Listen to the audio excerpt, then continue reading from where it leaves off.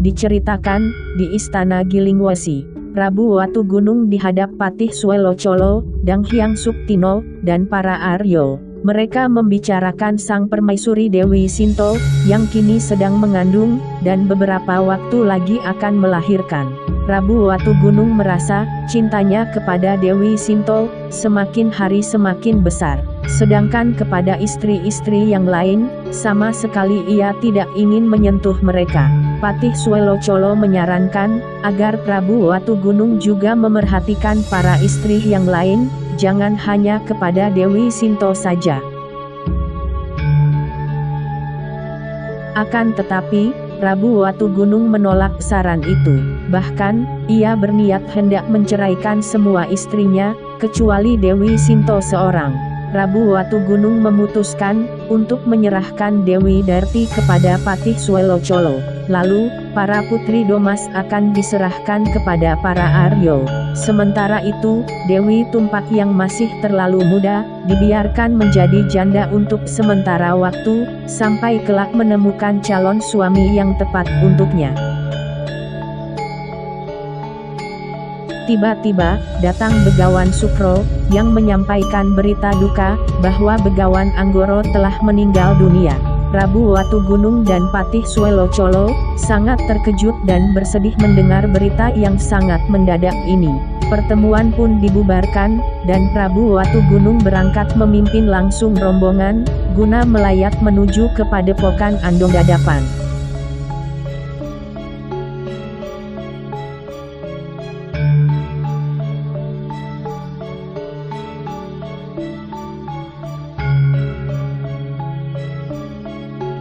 Rombongan dari Gilingwesi, sampai di Padepokan Andongdadapan.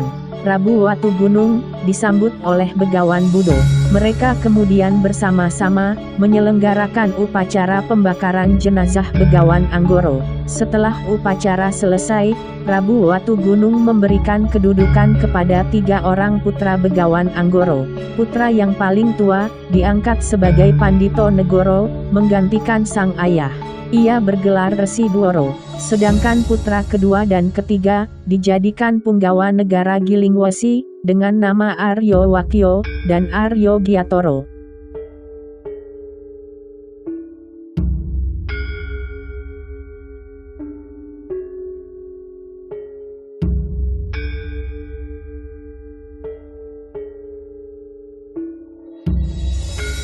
Sementara itu, diceritakan, Resi Satmoto di Padepokan Parangtritis, telah bertapa sekian lama demi menebus dosanya, yang telah lancang berani menikahi calon istri Batoro Guru, yaitu Dewi Sriwati. Pada suatu hari, Batoro Narodo datang berkunjung melihat keadaannya. Dalam kunjungannya itu, Batoro Narodo menyarankan, supaya Resi Satmoto menjalani topo rame, yaitu, mengamalkan pikiran dan tenaga, untuk membantu sesama, demi mendapatkan ampunan dari Batoro Guru. Resi Satmoto berterima kasih atas saran itu. Setelah dirasa cukup, Batoro Narodo pamit kembali ke Kahyangan, sedangkan Resi Satmoto pindah ke Desa Kayuan, di Tanah Pagelen.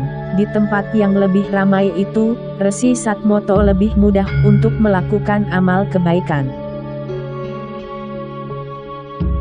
Di Desa Kayuan, Resi Satmoto menjadi seorang dukun, yang mengamalkan ilmu pengetahuan dan tenaganya, untuk mengobati masyarakat yang menderita sakit apa saja.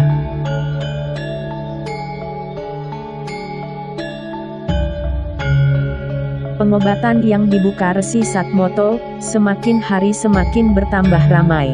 Bahkan, orang-orang yang datang berobat kepadanya, bukan dari Desa Kayuan saja, tetapi juga dari desa-desa lain. Salah satu yang datang kepadanya, adalah Buyut Gopo, kepala desa Sewu.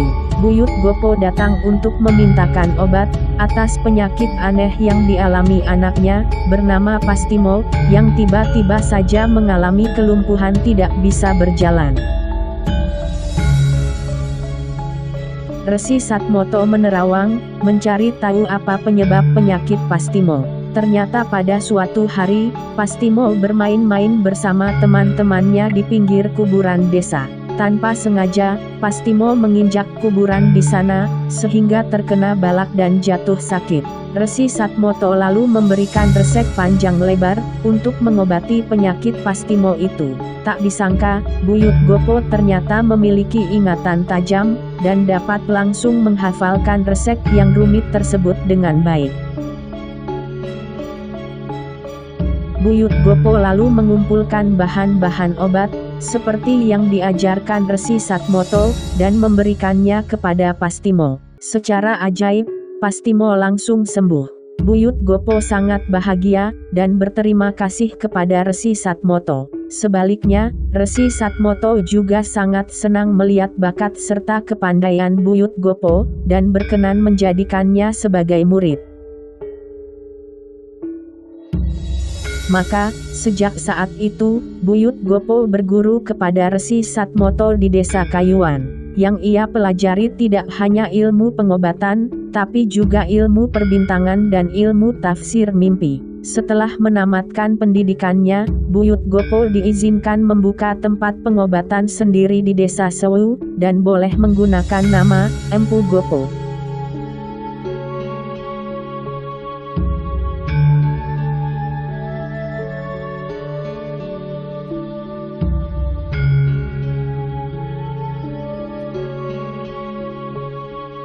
Kocap Kacarito, di Istana Gilingwasi, Dewi Sinto telah melahirkan seorang bayi laki-laki.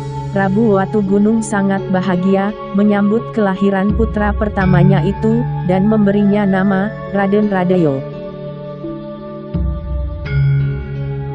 Beberapa hari kemudian, Prabu Watugunung bermimpi. Akan tetapi, setelah bangun dari tidurnya, ia ternyata lupa kepada mimpinya itu. Ia pun memanggil para pandito, untuk menafsirkan arti mimpinya, dan tentu saja tidak ada seorang pun yang bisa. Bagaimana mungkin orang lain bisa menafsirkan mimpinya, jika ia sendiri lupa apa yang telah diimpikannya. Bahkan, dua pemuka para pandito, yaitu Begawan Budo dan Begawan Sukro, juga tidak dapat menafsirkannya. Prabu Watugunung sangat kecewa, dan marah kepada semua pandito itu. Namun, Begawan Sukro berhasil menyabarkannya dengan mengatakan, bahwa ia mempunyai seorang kawan yang pandai menafsirkan mimpi, bernama Empu Gopo, dari Desa Sewu.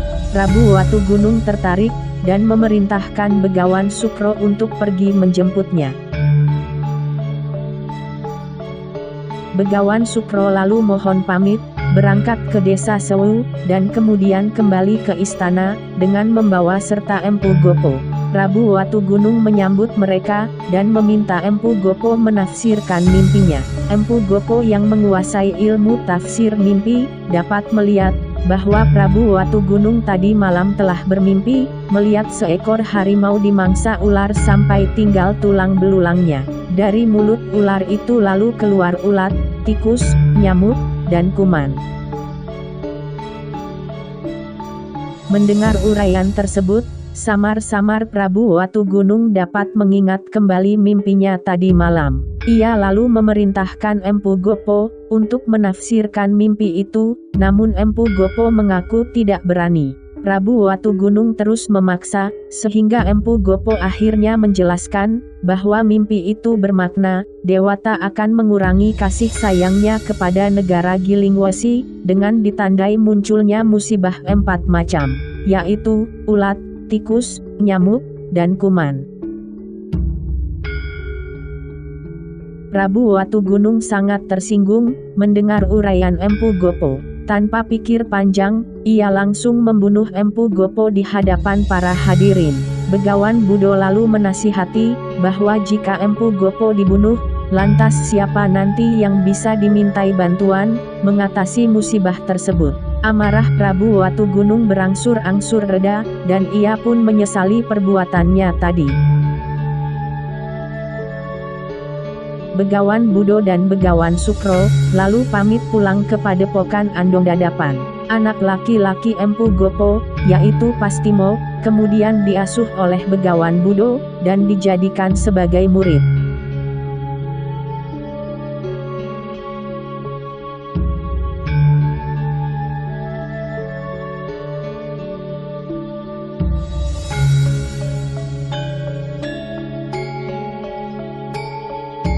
Diceritakan, beberapa hari setelah pembunuhan Empu Gopo, tiba-tiba negara Gilingwasi dilanda bencana alam bertubi-tubi.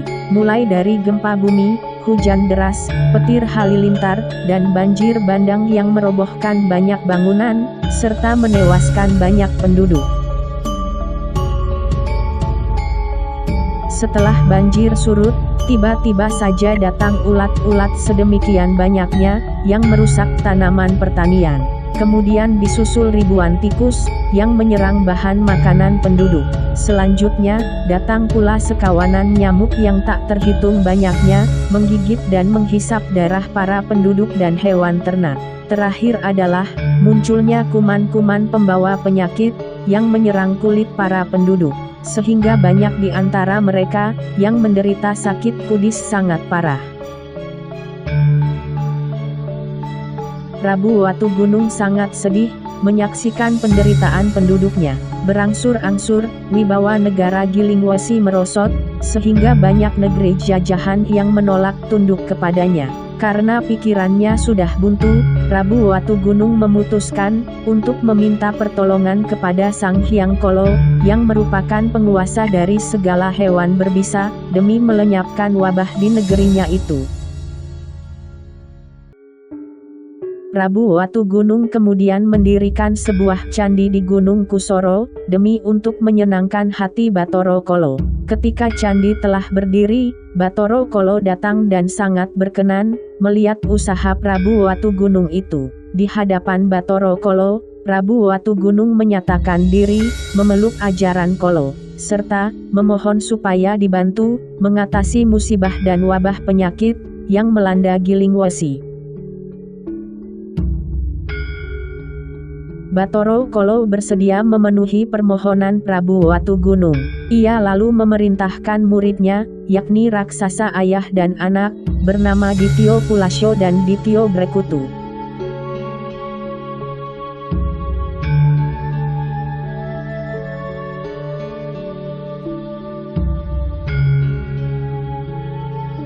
Kedua raksasa itu, dibantu kaum makhluk halus, segera menaklukkan seluruh hama dan kuman penyakit yang melanda, sehingga negara Gilingwasi kembali pulih seperti sedia kala.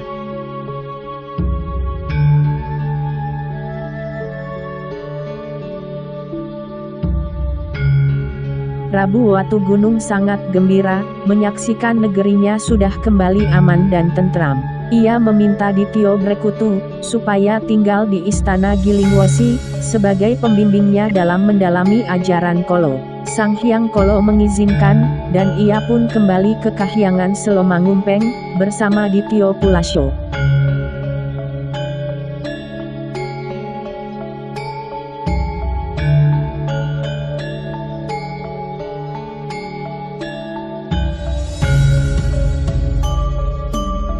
Diceritakan, beberapa waktu kemudian, Dewi Landet datang mengunjungi negara Gilingwasi. Patih Swelocolo sangat gembira dan terharu, menyambut ibu kandungnya itu, karena mereka sudah lama tidak bertemu. Dewi Landet menceritakan pengalamannya, sejak Patih Swelocolo dan para Aryo pergi meninggalkan negara Medang Kamulan, untuk bergabung dengan Prabu Watu Gunung di negara Gilingwasi. Saat itu, Dewi Landet tetap tinggal di Medang Kamulan bersama anaknya yang lain, yaitu Dewi Sriwati, yang telah dinikahi Prabu Satmoto. Akan tetapi, pada suatu hari, Prabu Satmoto mendapatkan hukuman buang dari Batoro Guru, yaitu, diusir pergi dari negara Medang Kamulan, karena berani menikahi calon istri Sang Hyang Jagatnoto itu. Prabu Satmoto mematuhi hukuman itu, dan Dewi Sriwati mengikuti kemanapun sang suami pergi. Karena Prabu Satmoto dan Dewi Sriwati telah pergi dari istana, Dewi Landet akhirnya memutuskan untuk pergi pula ke tempat asalnya, yaitu Kahyangan Saptopratolo. Kini, setelah beberapa tahun berpisah, Dewi Landet akhirnya datang ke Gilingwasi, untuk mengunjungi anaknya yang lain, yaitu Raden Wukir atau Patih Swelocolo. Prabu Watu Gunung menerima Dewi Landet dengan baik, dan meminta ibu tirinya itu untuk menetap di istana Gilingwasi.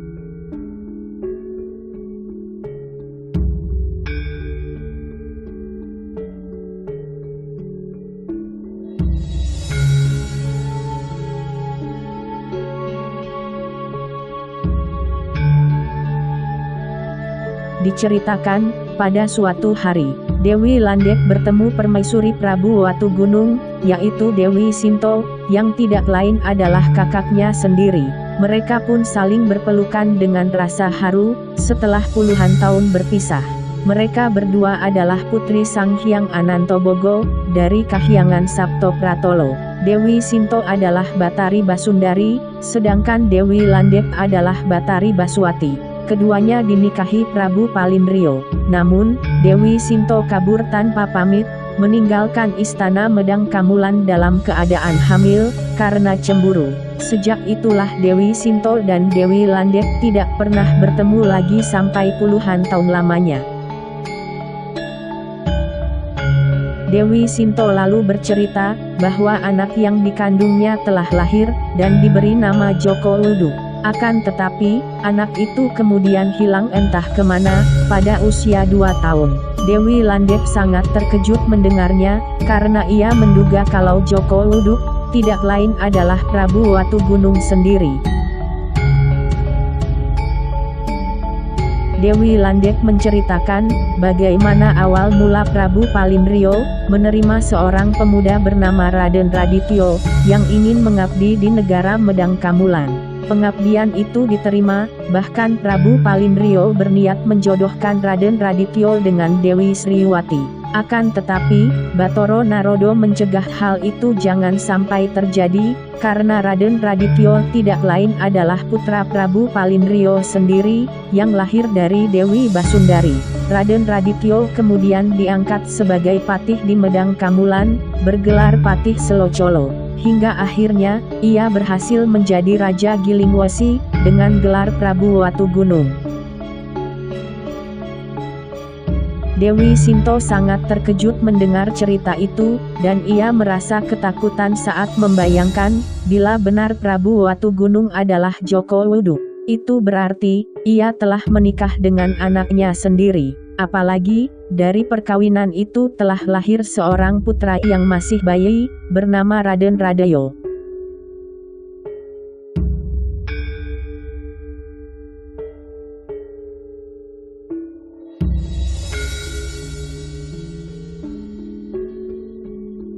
Kocap Kacarito. Dewi Sinto yang ketakutan mendengar cerita Dewi Landep, akhirnya bertekad untuk membuktikannya sendiri. Pada suatu hari, saat berduaan dengan Prabu Watugunung, ia menyisir rambut suaminya itu, dan menemukan bekas luka di kepala bagian belakangnya. Prabu Watugunung menceritakan, bahwa semasa kecil ia pernah dipukul ibunya, yang bernama Dewi Basundari, dan lukanya masih membekas sampai sekarang. Sungguh terkejut hati Dewi Sinto bukan kepalang, karena telah mendapatkan kesimpulan dari cerita itu, bahwa suaminya ternyata anak kandungnya sendiri. Seketika, ia teringat peristiwa, ketika Dewi Somo melabrak dirinya saat dulu berselingkuh dengan Prabu Palindrio. Saat itu, Dewi Somo sangat marah dan mengutuk dirinya, kelak akan mengalami sungsang bawono balik, yaitu, akan menderita malu luar biasa. Ternyata, kutukan itu kini telah menjadi kenyataan. Sejak saat itu, Dewi Sinto selalu menolak dengan halus, apabila Prabu Watugunung mengajaknya bermesraan. Ia yakin, bahwa segala musibah dan malapetaka yang melanda Gilingwasi, adalah hukuman dewata terhadap perbuatannya, yang telah menikah dengan anak kandung sendiri. Ia takut, jika melakukan olah asmara lagi dengan Prabu Watugunung, maka bencana dan musibah akan kembali terjadi, dan mungkin bisa lebih dahsyat lagi.